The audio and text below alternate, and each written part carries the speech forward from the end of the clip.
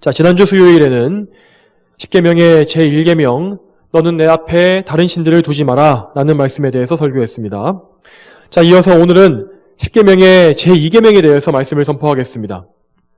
자, 로마 카톨릭에서는 제1계명과 2계명을 합쳐서 하나의 계명으로 말하고 있습니다. 자, 그들의 1계명은 한 분이신 하나님을 흠숭하여라 라고 끝나고 그 대신에 숫자를 맞추기 위해서 10번째 계명을 둘로 쪼개어서 이 숫자만 맞춰놓은 것을 볼 수 있습니다. 그러나 이것은 큰 잘못입니다. 그들은 제2계명에서 하나님께서 요구하시는 것이 무엇인지를 이해하지 못한 것입니다. 그 결과 그들의 종교는 하나님 외에 온갖 숭배 대상이 생겨났고 또한 그 가증한 숭배 대상들의 형상을 나타낸 우상들이 넘쳐나게 되었습니다. 자, 지금도 성당 앞에 가보면 어느 성당이든지 할 것 없이 마리아상, 그러니까 성모자상이 서 있고 신도들이 성당을 드나들 때 늘 그 앞에 뭔가 기도하고 경배하는 모습을 볼 수 있습니다. 그러면서도 그들은 자신들이 단지 마리아나 이 성인들을, 천사들을 존경하는 것일 뿐 신으로 숭배하는 것이 아니기 때문에 그것은 우상 숭배가 아니라고 말합니다. 여러분, 이처럼 죄인인 인간은 어떻게든 자신의 죄악을 정당화하려고 들며 또 하나님의 말씀을 거역하는 일이라면 정말 무슨 짓이든지 다 하려고 합니다.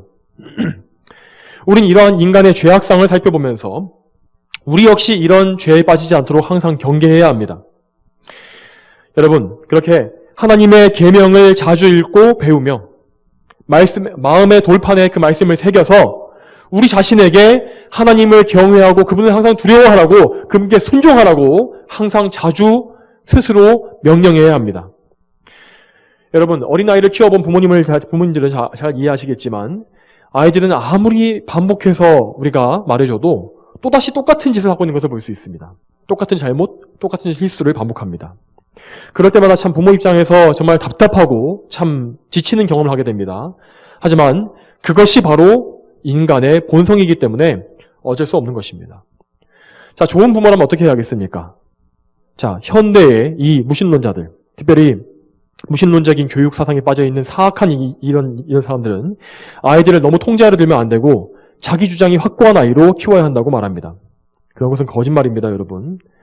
자, 좋은 부모는 아이들의 잘못된 행동과 그 죄악된 습관이 고쳐질 때까지 자주 반복해서 포기하지 않고 책망하고 훈육하는 것이 마땅합니다. 자, 우리 하나님 아버지께서도 우리에게 그렇게 하시기 때문입니다. 하나님께서는 물론 자녀가 아닌 자들은 그 죄에 내버려 두시고 그냥 그 죄를 짓다가 멸망하더라도 그냥 버려두십니다. 그렇지만 자녀들은 자주 경책하시며 또 때로는 매를 쳐서라도 다시 회개하고 돌아오게 하시는 것을 우리는 볼 수 있습니다. 자, 성경에서 하나님께서 이 구약 성경에서 특히 이스라엘 백성들을 어떻게 다루시는지 한번 보시기 바랍니다. 구약 성경은 끊임없이 반복해서 하나님을 거역하는 이스라엘 백성과 그들을 절대 포기하지 않으시고 징계하고 심판하셔서라도 다시 돌이키게 만드시는 사랑의 하나님에 대한 말씀으로 가득합니다. 우리들도 이렇게 구약의 이스라엘 백성들처럼 하나님 말씀에서 끊임없이 도망치려고 하는 옛사람의 본성이 남아있고 그런 악한 본성이 여전히 남아있습니다. 그러므로 우리는 우리 자신에 대해서 먼저 잘 알아야 합니다. 여러분, 우리는 죄인입니다. 죄악된 본성, 그 옛사람의 본성이 여전히 남아있습니다. 그것을 잘 알고 우리 스스로 경계해야 하며 죄가 얼마나 끈질기고 참 악하고 더러운 것인지에 대해서 정말 잘 알아야 합니다. 그리고 하나님께서 무엇을 원하시는지를 잘 이해하고 믿어서 성경을 그렇게 읽어야 하는 것입니다. 자, 다시 한번 제2계명에 대한 말씀으로 돌아가서 그 내용을 구체적으로 살펴보도록 하겠습니다. 자, 우리는 이렇게 출애굽기의 20장 3절과 이 4절과 3절과 이 4절에서 6절까지, 그러니까 1계명과 2계명을 올바르게 둘로 나누어서 배우고 있습니다. 그리고 이제 그거를 처음부터 그렇게 배웠기 때문에 당연한 것으로 그렇게 믿고 있죠. 자, 그런데 왜 로마 카톨릭에서는 1계명과 2계명을 이렇게 합쳐놓은 것일까요? 실제로 이 1계명과 2계명을 얼핏 보게 되면 그 내용이 비슷해 보이고 또 둘이 뭔가 이어지는 내용처럼 보이기 때문에 그렇게 착각할 수 있는 것이죠. 그렇게 오해한 것입니다. 하지만 성경을 제대로 읽게 되면 1계명과 2계명은 명백히 다른 것을 명령하고 있다는 것을 알 수 있습니다. 가장 제가 쉽게 좀 말하겠습니다. 자, 쉽게 말하면 1계명은 우리의 예배의 대상을 정해주는 것입니다. 예배의 대상. 그리고 2계명은 예배의 방식에 대해서 정해주는 것입니다. 자, 이것을 잘 기억하십시오. 1계명에 따르면 우리는 다른 신이 아니라 오직 한 분이신 참된 하나님, 삼위일체 하나님을 우리는 예배해야 합니다. 그분만 사랑하고 그분만 경배해야 합니다. 그리고 2계명에 따르게 되면 우리는 그 삼위일체 하나님, 성경이 말하는 하나님 한 분만을 예배하되 올바른 방식으로, 즉 하나님께서 성경에서 명령하신 방법대로만 예배해야 하는 것입니다. 이것이 왜 중요합니까? 어쨌든 하나님만 알고 그분만을 예배하는 바른 마음만 있으면 우리가 원하는 대로 그냥 그분을 예배해도 다 되는 거 아닙니까? 라고 말하는 것이 오늘날 교회에 다니는 거의 대부분의 성도들이 갖고 있는 생각입니다. 그러나 그러한 생각은 하나님의 뜻과는 완전히 반대가 되는 것입니다. 여러분, 가장 좋은 예로 오늘 읽은 출애굽기 말씀 이후에 있는 32장 말씀에서 모세가 시내산에 올라가서 하나님께 십계명과 또한 다른 율법들을 받았던 그 40일간의 기간 동안 어떤 일이 벌어졌습니까? 이스라엘 백성들이 그때 무슨 일을 하였습니까? 산 밑에서 모세가 내려오는 것이 더뎌지자 모세가 어떻게 됐는지 알 수 없다며 아론에게 나와서 우리에게 우리 신을 만들어달라고 하지 않았습니까? 그래서 그들은 자기의 금부치들을 모아다가 아론에게 주었고 아론은 그 금부치를 녹여서 다듬어서 깎아서 금송아지를 만들어 놓고 그 우상에게 경배하게 했습니다. 자, 그런데 성경을 주의 깊게 보시기 바랍니다. 이때 이스라엘 백성들은 금송아지 형상을 한 뭔가 새로운 신을 창조해낸 것이 아니었습니다. 출애굽기 32장 4절을 보게 되면 아론이 백성들에게 이것을 귀금속을 받아서 녹인 다음에 형상을 만들어 놓고 이렇게 말합니다. 이스라엘아, 이것이 너를 이집트 땅에서 인도하여낸 너희 신이다 라고 했습니다. 그리고 5절과 6절에 아론이 이것을 보고 그 앞에 제단을 만들고 공포하기를 내일은 여호와의 절기이다 하니 이튿날 그들이 일찍 일어나서 번제를 올리고 화목제를 드리며 백성들이 앉아서 먹고 마시고 일어나서 뛰놀았다 라고 되어 있습니다. 자, 이 사건은 우리가 흔히 마치 이집트의 그런 더러운 신들, 우상들을 연상시키는 이 금송아지라는 동물 이 우상이 나오기 때문에 착각하기가 쉬운데 이스라엘 백성들은 사실 금송아지가 아니라 금송아지를 통해서 여호와 하나님을 섬기고 있었던 것입니다. 그들은 자기들이 이집트에서 보고 배웠던 그런 종교의 형식, 뭔가 동물 형상을 한 종교의 그런 형식을 가지고서 그 형식을 가지고 여호와 하나님을 섬기는 데에 도입한 것입니다. 그리고 아론 역시 그들이 했던 그 행위를 여호와 하나님을 섬기는 예배로 생각했고 그래서 여호와의 절기라고 선포한 것입니다. 심지어 그들은 동물을 잡아서 피를 흘리고 그들의 조상들이 했던 대로 그 피를 통해서 하나님과 화목하게 하는 화목제까지 올려드렸다고 나옵니다. 아론부터 시작해서 대부분의 이스라엘 백성들이 이 가증한 행위에 대해서 그다지 거부감을 느끼지 못했습니다. 왜냐하면 그들은 정말 그렇게 믿었기 때문입니다. 그들 스스로가 지금 우리를 이집트에서 인도해내신 여호와 하나님을 섬기고 있다라고 생각했기 때문입니다. 그러면 그것으로 다 잘 된 것입니까? 정말 하나님께서 그걸 통해서 영광 받으셨습니까? 그렇지 않습니다. 이들의 행위에 대해서 성경은 하나님께서 대단히 진노하셨다는 사실을 지체 없이 그 다음 절에서 바로 말해줍니다. 바로 이어지는 출애굽기 32장 7절에 이렇게 기록되어 있습니다. 여호와께서 모세에게 말씀하셨다. 네가 이집트 땅에서 인도하여낸 내 백성들이 타락했으니 내려가라. 하나님께서는 이런 짓을 했던 이스라엘 백성들을 더 이상 자기 백성이라, 나의 백성이라고 부르지 않으십니다. 모세, 네가 이집트 땅에서 인도해낸 너의 백성들이 라고 부르셔서 그들이 타락했다고 말씀하십니다. 이 말씀에는 하나님의 진노가 얼마나 크셨는지, 또한 이 금송아지 사건을 하나님께서 얼마나 역겨워하셨는지가 그대로 드러납니다. 하나님께서는 그분이 온갖 놀라운 기적과 은혜와 사랑으로 친히 인도해내신 그분의 백성을 자기 백성이라고 부르기를 싫어하실 정도로 그들의 악한 죄를 역겨워하신 것입니다. 또한 8절에 하나님께서는 이어서 말씀하십니다.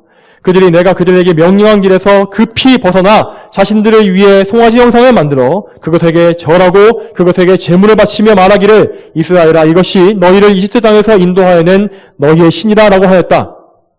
분명 이스라엘 백성들은 그 마음속으로 여호와 하나님을 생각하고 있었습니다. 나름대로는 하나님께 감사하면서 제사를 드렸고 하나님 앞에 기쁨에 겨워서 뛰기도 했습니다. 즐거워했습니다. 그런데 하나님께서 이렇게 말씀하시지 않았습니다. 그들이 나를 좀 잘못 알아서 뭔가 나를 형상으로 만드는 그런 잘못을 범했구나. 그들을 다시 가르쳐줘야겠다. 이렇게 말씀하신 것이 아니었습니다. 사람들이 뭘 생각하는지, 그들이 정말 실수했는지 이런 것 따위는 하나님께 중요하신 것이 아니었습니다.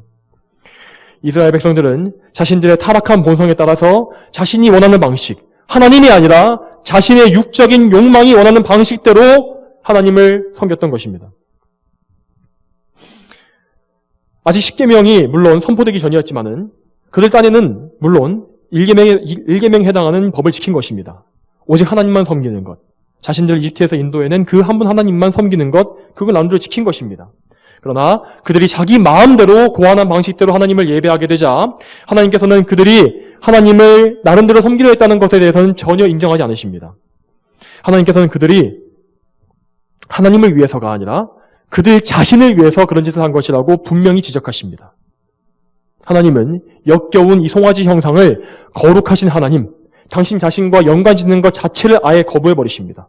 결국 어떻게 된 것입니까? 2계명을 백성들이 파괴했을 때 그들은 1계명 역시 함께 파괴하게 된 것입니다. 하나님께서 그렇게 여기신 것입니다. 만일 2계명을 어긴 그 사람이 단지 저는 그냥 실수했을 뿐이라고, 우리는 그저 하나님을 예배하고 있었고 하나님만 생각하고 하나님만 사랑한 것이다 라고 말할지라도 하나님께서 아니야, 너는 1계명도 어긴 것이야 라고 말씀하시면 그 말씀이 옳은 것입니다. 성경에서 2계명을 범해서 하나님께서 진노하신 예는 정말 얼마든지 더 있습니다. 그런데 그 중에 한 가지만 더 말씀드리겠습니다. 이스라엘이 남유다와 북이스라엘로 쪼개졌을 때 북이스라엘의 초대 왕 여로보암이 시내산에서 일어난 일과 똑같이 금송아지를 만들어서 그것이 우리를 이집트에서 인도해낸 우리 하나님이다 라고 선포했습니다. 자, 그는 북이스라엘 백성들이 남유다 그 예루살렘에 있는 성전으로 내려가서 절기를 지키는 것을 막기 위해서, 그러면 이제 그들이 남유다로 다 갈 것이라고 두려워했기 때문에 그런 정치적인 목적으로 사람들의 자문을 받아서 이 일을 했다고 나옵니다. 자, 그 당시 북이스라엘이 여로보암 당시에 처음부터 바알과 아세라를 섬긴 것이라고 오해하면 안 됩니다. 그들은 여호와 하나님을 자기들이 고안해낸 방식으로 섬긴 것입니다. 그러나 그 결과 어떻게 되었습니까? 열왕기상 13장 34절에 이 일이 여로보암의 집에 죄가 되어 그 집이 땅 위에서 끊어져 멸망하게 되었다. 여로보암의 죄는 그 자신뿐만 아니라 자기 집까지 다 망하게 만들었습니다. 가장인 여로보암이 우상숭배의 죄를 범하자 그 죄를 자기 집 사람들이 모두 보고 배우게 되었고 결국에는 그의 아내, 그의 자녀들까지는 모두 다 그 죄에 동참하게 된 것입니다. 하나님께서 여로보암에게 얼마나 진노하셨던지 성경에 계속해서 반복해서 이런 말이 나옵니다. 그 뒤에 북이스라엘의 왕들이 대대로 우상숭배의 죄를 지을 때마다 하나님께서는 똑같이 이렇게 말씀하십니다. 그가 여호와 보시기에 악을 행하여 이스라엘로 죄를 짓게 한 느밧의 아들 여로보암의 죄에서 떠나지 않았다. 여러분, 우리는 그저 이 말씀들을 그냥 수천 년 전 고대의 기록으로 생각하면서 우리에게는 전혀 적용하지 않는 그런 경향이 있습니다. 아마 우리들 중 대부분은 우상숭배라는 것을 단지 눈에 보이는 이 금송아지와 같은 혹은 바알과 아세라 같은 이런 우상을 섬기는 그런 고대 관습에 국한해서 생각할 것입니다. 아마 이렇게 생각할 것입니다. 어떻게 고도로 발달한 현대 사회에서 이렇게 우상숭배가 있을 수 있습니까? 그건 뭐 이렇게 불교나 힌두교 같은 그런 제3세계 종교에서나 볼 수 있는 것이 아닙니까? 라고 생각하는 것입니다.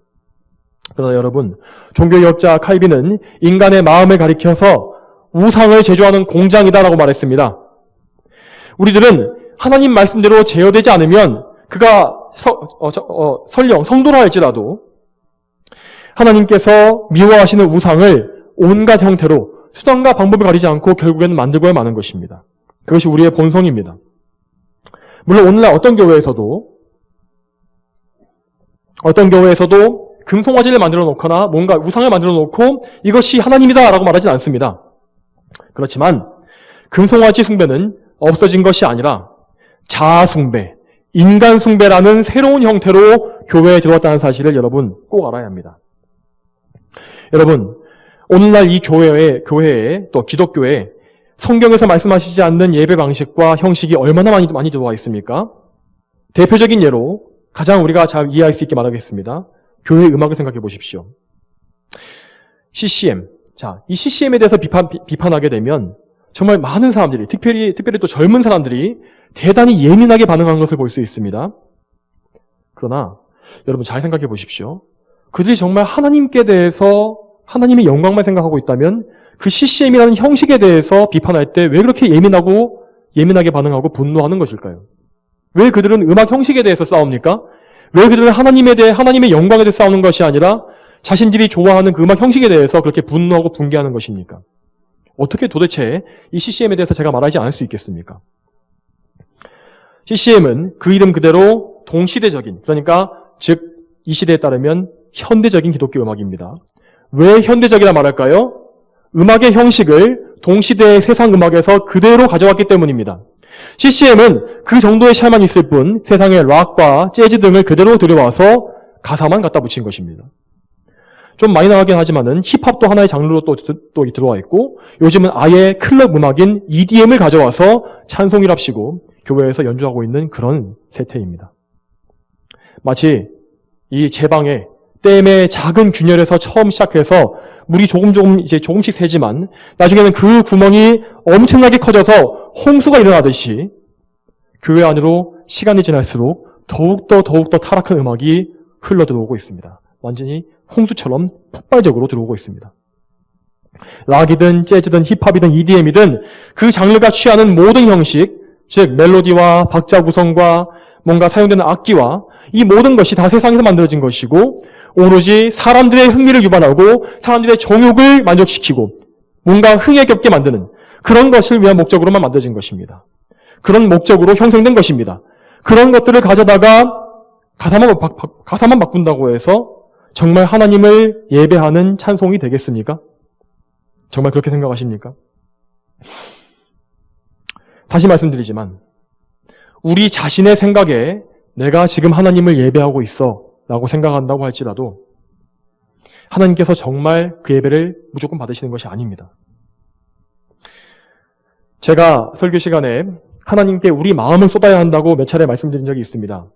그렇지만 마음을 쏟는다는 것은 하나님께서 정하신 방식, 거룩한 형식을 통하여서 드리는 것을 무조건 전제로 하는 것입니다. 그렇지 않으면 내 백성이 지식이 없음으로 망한다라고 하였던 호세아에서의 말씀이 우리에게 반드시 이루어지게 될 것입니다. 현대교회의 자아숭배 현상은 단지 음악에서만 드러나는 것이 아닙니다. 강단에서 전해지고 있는 메시지, 또한 설교자들이 말하는 그 메시지는 더욱더 심각합니다.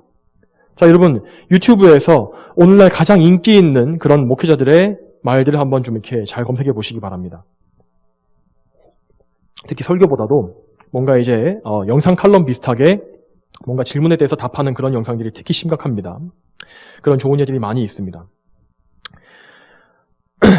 자, 그들의 말을 들어보면 하나님의 거룩한 말씀을 그대로 성경에 있는 그대로 선포하고 강론하는 것은 없습니다. 죄에 대한 책망이 없습니다. 하나님의 진노가 없습니다. 지옥의 영원한 심판도 없고 예수 그리스도의 보혈과 대속도 없습니다. 그리스도의 보혈을 거쳐서 하나님의 자녀가 되고 자녀가 된 이후에 거룩한 삶을 살게 되어서 세상의 영적 전쟁을 선포하는 이러한 기독교가 다 없어져 버린 것입니다. 그 대신에 사람들의 감성을 자극하고 뭔가 상처를 어루만지고 따뜻하게 보듬어주는 그런 이 그럴듯한 말들, 뭔가 자아를 숭배하게 만들고 뭔가 자신에게 뭔가 집중하게 만드는 그런 것만들만이 가득합니다. 그런 영상에 달려있는 댓글들을 보면 그 목사를 높이는 말들이 가득합니다. 아, 목사님 정말 대단하십니다. 그리고 그저 이유도 모르고 그냥 울고 있는, 눈물을 쏟고 있는 어리석은 교인들의 그런 자칭 그리스도인들의 넋두리만 그 속에 가득합니다. 사람을 높이고 목회자를 높이고 자기 자신을 높이고 자아를 숭배하는 이런 것들이 기독교의 메시지에 가득하게 된 것입니다. 여러분, 도대체 하나님의 교회에, 이 기독교에 도대체 무슨 일이 벌어진 것입니까? 여러분, 이 설교를 듣고 계시는 여러분, 여러분이 다니는 교회와 여러분의 기독교에, 여러분의 신앙에 정말 정직해지시길 바랍니다. 하나님을 섬기는 일에 있어서 인간이 좋아하는 방식을 채용한 여러 가지 경배 방식이 여러분의 교회에 있다면 그것은 분명히 제2계명을 범하고 있다는 것을 아십시오. 성경에서 말하는 예배는 인간의 감정을 고양시키고 자아에 심취하게 만드는 것이 아닙니다. 참된 예배란 나 자신이든 사역자이든 그 누구이든 간에 사람을 바라보게 하는 것이 아니라 오직 한 분 하나님, 정말 영원하시고 비교할 수 없이 탁월하신 그분의 영광을 바라보게 만드는 것입니다. 오직 하나님의 영광에 사로잡히고 그 하나님의 높은 영광과 그 거룩하신 앞에서 우리 자신이 얼마나 추악하고 천하며 죄악된 자들인지를 깨닫고 겸손히 회개하는 것. 그리고 우리 같은 이 비천한 죄인을 예수 그리스도를 통해서 받아주신 이 놀라운 은혜에 감사하면서 우리 자신을 온전히 바치는 것. 이것이 예배입니다. 오직 이 생각에 따라서 예배 드릴 때 우리의 예배는 엄숙해지며 동시에 또한 단순해질 것입니다. 쓸데없이 복잡한 예전들, 뭔가 예배의 복잡한 형식들은 다 사라질 것이고 또 음악이나 또 문학적 표현 등으로 이루어진 그래서 인위적인 감정을 자아내는 그런 사악한 기법도 다 없어질 것입니다. 성경에서 말씀하신 예배의 형식은 단순합니다.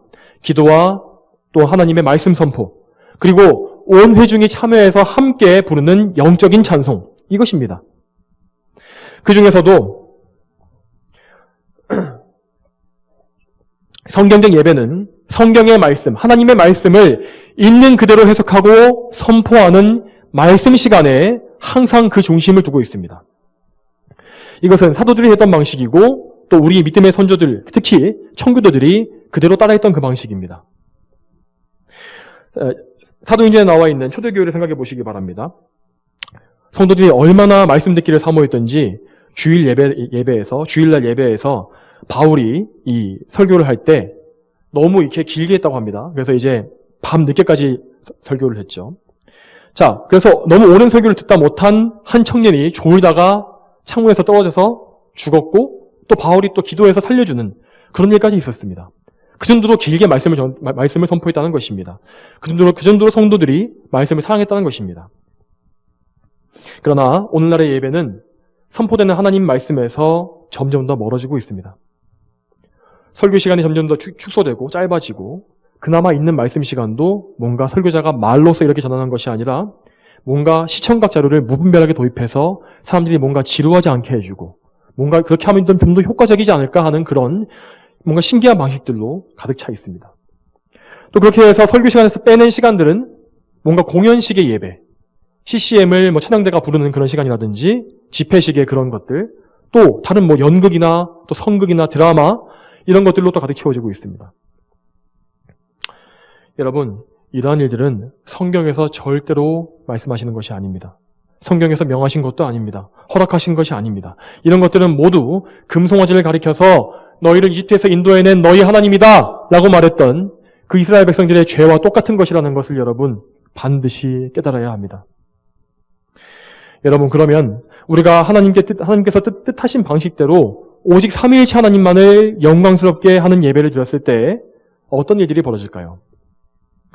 물론 아무 보상도 없다 할지라도 아무 일도 일어나지 않는다 할지라도 우리는 오직 감사함으로 하나님께 예배해야 합니다. 그러나 하나님께서는 그분의 자녀들을 격려해 주시기 위해서 그들을 죄에서 떠나도록 더욱더 격려하시고 독려하시기 위해서 그분의 좋은 약속들을 허락해 주고 계십니다. 출애굽기 20장 5절과 6절을 다시 읽겠습니다. 같이 읽겠습니다. 나 여호와 너희 하나님은 질투하는 하나님이니 나를 미워하는 자들에게는 아버지의 죄를 자손에게로 3, 4대까지 벌하고 나를 사랑하며 내 계명을 지키는 자들에게는 수천 대까지 은혜를 베풀 것이다. 자, 여기에서 하나님께서 질투하시는 하나님이다라고 말하는 것은 이전에도 말씀드렸지만은 시기심과 육적 욕망으로 가득한 인간의 질투와 다른 것입니다. 자, 굳이 비유하자면 이것은 자기 아내가 다른 남자한테 갔을 때의 정상적인 남편이라면 느껴야 할 정당한 분노와 같은 것입니다. 정당한 질투심. 네, 정상적인 남편이라면은 자기 아내가 바람피우고 있는데 어떻게 분노가 일어나지 않을 수 있겠습니까? 자기 가정을 지키기 위해서, 또 자기 아내를 지키기 위해서 어떻게 분노가 일어나지 않을 수 있을까요? 그렇게 하지 않는다면, 그런 느낌이 들지 않는다면 오히려 그 사람은 더 비난받아야 마땅할 것입니다. 하나님도 마찬가지입니다. 자기 백성, 하나님께서 그리스도의 보혈로 구원해 주신 자기 백성이 하나님이 아닌 다른 것으로 하나님을 섬긴다고 말하면서 우상 숭배할 때 하나님 마음속에 어떻게 거룩한 질투심이 드러나지 않겠습니까? 그러지 않으신다면 하나님은 공의로운 분이 아니실 것입니다. 이처럼 하나님께서는 그분의 백성에 대해서 항상 정당하며 또한 열렬한 사랑을 가지신 분이심을 여러분 기억하시기 바랍니다. 그 말씀에 이어서 하나님은 하나님을 미워하는 자들과 사랑하는 자들에게 내리시는 저주와 복을 이어서 말씀하십니다. 먼저 5절에서 나를 미워하는 자들, 여기 나와 있는, 여기에 미워한다는 말의 원어는 그냥 싫어한다, 별로 안 좋아한다, 이런 말이 아니라 그것을 넘어서 매우 증오하고 끔찍히 혐오하는, 정말로 미워하는 것을 뜻하는 단어입니다. 즉, 하나님께서는 우상을 숭배하는 것, 더 나아가 하나님을 섬길 때 하나님 말씀하신 방법이 아니라 인간이 고안해낸 방식으로 잘못 예배하는 그 행위를 하나님을 끔찍히 증오하는 그 죄와 같은 큰 죄로 간주하신다는 것입니다. 여러분, 이 말씀을 들으시고 정말 두려움으로 회개하시는 분이 좀 많았으면 좋겠습니다. 하나님께서는 그 죄를 결코 그냥 내버려 두지 않으실 것입니다. 교회 안에 있는 사람이든지 교회 밖에 있는 우상숭배자든지 이 계명을 범하여서 하나님을 증오한 자들에게 반드시 하나님의 공의로운 심판과 보응이 따를 것입니다. 하나님께서 뭐라 말씀하셨습니까? 아버지의 죄를 자손에게로 3, 4대까지 벌한다라고 하셨습니다. 이 말씀은 무슨 연자제처럼 아버지가 지은 죄의 책임, 그 죄책을 갖다가 아들에게까지 돌려서 아들에게 똑같이 형벌한다, 이런 뜻이 아닙니다. 이 말씀은 그런 뜻이 아니라 우상숭배하는 죄를 짓는 자는 결국 그 악한 본을 자녀들에게 보임으로써 자녀들이 부모의 악한 죄를 그대로 보고 따라갈 것이라는 말입니다. 그러면 그 자녀는 또 똑같이 자기 자녀에게 그런 악한 본을 물려줄 것이고 그런 악습이 대대로 반복됨으로써 영적인 죄와 저주가 자손 대대에 이어질 것이다라는 말씀입니다. 하나님을 거역하는 죄의 악한 영향력은 이렇게 강력하고도 또한 파괴적입니다. 여러분의 자녀들과 후손들이 대대로 이런 죄와 저주에 떨어지길 원치 않는다면 지금 즉시 여러분의 예배를 점검하고 또한 회개하시길 바랍니다. 그러나 반대로 하나님을 사랑하고 그분의 계명을 지키는 자들에게는 방금 내리신 저주의 규모와는 그 정도와는 비교도 할 수 없는 큰 복이 약속되어 있습니다. 6절에 나를 사랑하고 내 계명을 지키는 자들에게는 라고 되어 있는데, 앞절에서 하나님은 인간이 고안해낸 방식으로 하나님을 섬기는 자는 하나님을 증오하는 자라고 하셨습니다. 그 이유는 그가 하나님의 명령보다는 그 자신이 원하는 그 죄악된 욕망을 더 좋아했기 때문입니다. 하나님보다 자기가 원하는 것, 하나님보다 사람을 더 좋아했기 때문에 그는 하나님을 미워한 것이 된 것입니다. 그러나 반대로 하나님의 뜻대로 하나님을 섬기는 자는 하나님을 사랑하는 자라는 칭찬을 받게 될 것입니다. 여러분, 하나님께서 여러분을 하나님을 사랑하는 자다, 누구누구야, 네가 정말 나를 사랑하는구나 라고 말씀해 주시는 것보다 더 큰 칭찬과 더 큰 영광이 있겠습니까? 정말 우리가 그보다 더 바랄 만한 것이 있을까요? 그보다 더 좋은 것이 있습니까? 하나님을 사랑하는 사람은 자기를 부인할 줄 아는 사람입니다. 하나님으로부터 떠나게 만드는 세상의 문화와 풍조와 또 세상을 사랑하고 또 자아를 사랑하는 자신의 죄악된 그런 속성들, 그런 것들을 일체 미워하고 부인함으로 하나님께서 명하신 대로 하나님을 섬기는 그것입니다. 그런 사람입니다. 그러니 당연히 그는 자기를 미워하고 하나님을 사랑함으로써 하나님의 계명에 순종하게 될 것입니다. 여러분, 이런 사람을 하나님께서 얼마나 기뻐하시는지를 보시기 바랍니다. 그들에게 복 주시는 것뿐만 아니라 그들의 자손 수천 대에 은혜를 베푸실 것이라고 말씀하셨습니다.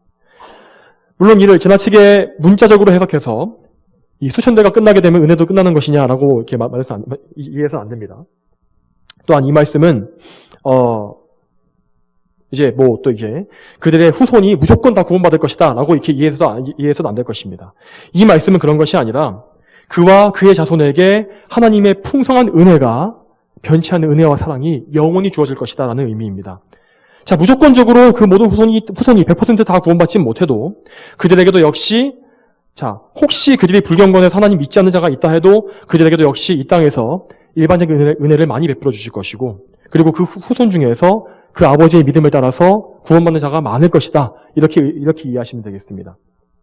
자, 이 말씀과 앞설 말씀을 비교해 보시기 바랍니다. 저주와 심판은 불과 3, 4대까지라고 하셨습니다. 그러나 복은 수천 대입니다. 자, 한 세대를 아주 짧게 20년으로만 봐도 이 기간은 몇만 년이나 되는 엄청난 기간입니다. 성경에 나와 있는 인류 역사가 이 수만 년에 미치지 못하는데 그걸 생각해 봤을 때 이 말은 하나님의 은혜가 영원할 것이다라는 의미와 같습니다.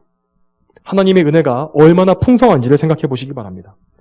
이처럼 하나님은 노하기는 조금 하시고 노하기는 더디하시고 사랑과 은혜는 영원하신 풍성하신 좋으신 분입니다. 그분께서 정하신 뜻대로 순종하는 것이 여러분 우리에게 얼마나 당연한 일입니까?